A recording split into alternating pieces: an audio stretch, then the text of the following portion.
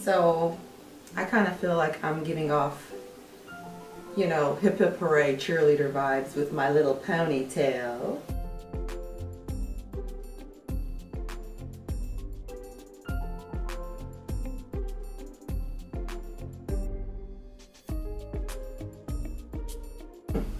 Anyways, you guys, I have been doing YouTube now consistently for a year, and when I tell you that I actually have recorded 3 or 4 get ready with me chit chat videos, but I never posted any of them because it is a lot harder than you may think it is to talk and get ready. It really is. So let's see how I do this time, because I'm posting this bad boy. If I'm filming it this time, I'm posting it. So, but before I really get into this, I'm about to take this hot ass fleece house coat off. I don't know what I was thinking. I was trying to be all like, it's morning, like get ready with me, but a bitch is hot. So I have this vision in my head of this look that I'm going for, and sometimes I get it right and sometimes I don't. So I'm going to dinner tonight with my hubby and a couple of friends. So I like to utilize every opportunity that I can to, you know, get cute. Do a video, post it. Ooh. Okay. So far my little, you know, YouTube journey career has been so much fun. I feel like I've learned a lot, like in this industry. And I really took a step back and I tried to figure out, like, why did I start this in the first place? And honestly, like, my friends, they were my motivation and my inspiration for starting a YouTube channel, because I'm that girl that they would call if they needed to know, like, where to shop, or, you know, something special, or like, you know, hair, makeup, whatever it is. Like, I was the person that they would call for that. And my little sister was like, why don't you start a YouTube channel? And I was like, I don't know. Like, I'm not very tech savvy. Like, I don't know how to edit. I don't know how to do any of these things. Like, I kept giving her 101 excuses. But it is nice to have people believe in you more than you believe in yourself. Because she was like, sis, like, you can do this. Like, you're smart enough. You can learn how to edit. It's not that hard. They have YouTube videos on how to use different software. And I'm like, you know what? Real talk. I'm gonna do that. Like, another thing I get a little bit nervous about sometimes is, like, my husband is a really well-known business professional. And sometimes, you know, in your videos, it's important to always be yourself. And sometimes I struggle with trying to maintain a certain level of professionalism with kind of like my ratchet side. You know, that's still just kind of in me, you know? So, but you know what? I think that anyone can relate to who I am. To know me is to love me, because I know that I'm a good person. And you know what? This year I vowed to really, really, really be myself, no matter what circumstances. Like, always be myself. And just really focusing on authenticity, because the people that really are down for you and love you, it's going to be based on you being you and not you trying to not you trying to like be someone else, you know? You guys, my husband and I, like, we are, when I tell you, complete opposites. It's like so crazy, like how different we are. I love it though. It makes our like relationship a lot of fun, and I'm constantly feeling like I'm getting to know him like all the time. And you know, I. So look him up, Rod Cleef, on iTunes. Lifetime cash flow through real estate investing. He is now up to almost 5 million downloads, and he just did his 300th episode, you guys. So that's really, really exciting. But now it's kind of like, the business has kind of like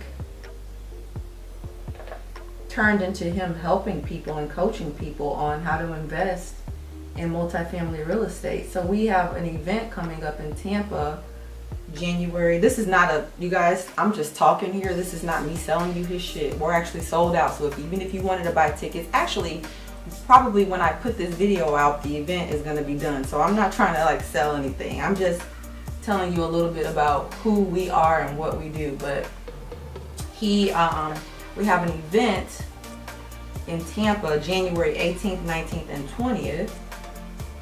And it's completely sold out. Our next event is going to be in Denver. Denver is where my husband essentially grew up. He actually was born in Holland, in The Hague, but his mom and brother immigrated here when he was 6 years old. So he is a Dutch immigrant. He's half Dutch, half Arabic. And he is literally the best thing that's ever happened to me. Sish. When I tell you I've been through it with him, Jesus, Lord. All learning experiences, and you know what? I thank God for every thing and every mistake that I've ever done in my life, because the growth, man, I messed up my wings so bad on this side, you guys. Look at it. Look at it. Look. But you know what I think? I think that dating and being in a relationship and experiencing heartache and heartbreak, as devastating as it is, I think that it's a necessary part of your evolution into womanhood. I feel like, you know, we as women, whenever we're choosing our mates and our companion, we have to know what we like and what we don't like. And how will we know these things if we've never experienced, you know, the bad and the good of a relationship? And a lot of people don't know this, but I actually got married. This is my second marriage that I'm in. I actually have been married to before, and I was married at a really, really young age. I was 19 years old when I got married. Yeah, that relationship was a learning experience. Not a good one. Not an easy one, I should say, but I was 17 and he was like 25 or 26 when we started dating. But I lied to him. I did. I lied to him and told him I was 18, and then I had to have that talk with him like, I lied.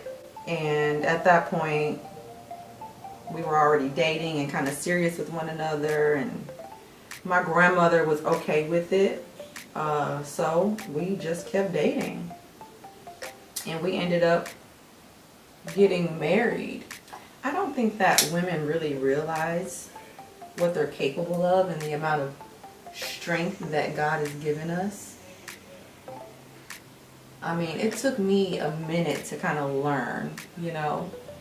But when you tap into this strength, put yourself on a pedestal, when you do that, there's only a certain amount of bullshit that you will be willing to tolerate. Not just from men, but from people, you know, friendships. I mean, like, when you think really highly of yourself, okay, you won't put up with much. Like, your zero tolerance level is like on 100, for real. Trust me when I tell you that. But it took me a minute to learn that. So if I can like spit some knowledge on some young ladies watching this video and just maybe give you a shortcut, it's all about how you feel about yourself. Like, that's gonna play a huge role in how you allow other people to influence you. I'm doing a good job talking and doing my makeup this time. So y'all, the funniest thing happened the other day. I was driving, I was going to go get some food, and I pulled up to a red light, and I was bumping music, so I had my music up pretty loud, and the girl next to me had her music up loud. Cute little white girl, right? and I was bumping Taylor Swift and she was bumping Young Jeezy, and so we just kind of looked at each other because it was like we were right next to each other, so she could hear my music, I could hear hers, and we just started laughing hysterically. It was just, you know, guess you had to be there. So I got this little cheap hair that I'm about to put in my head. Oh, the doorbell's ringing. I wonder if that's FedEx with my package. My glasses are here. Shut up, Mitch. Oh.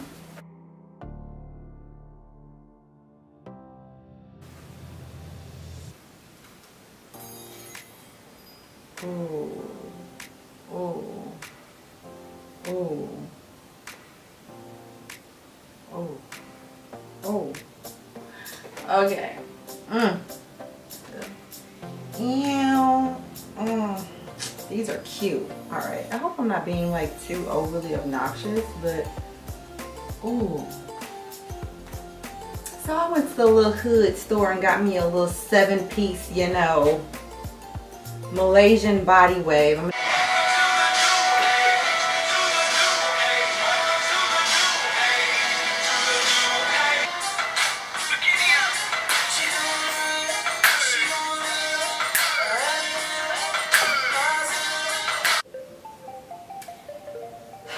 I wish I could dance. Ooh.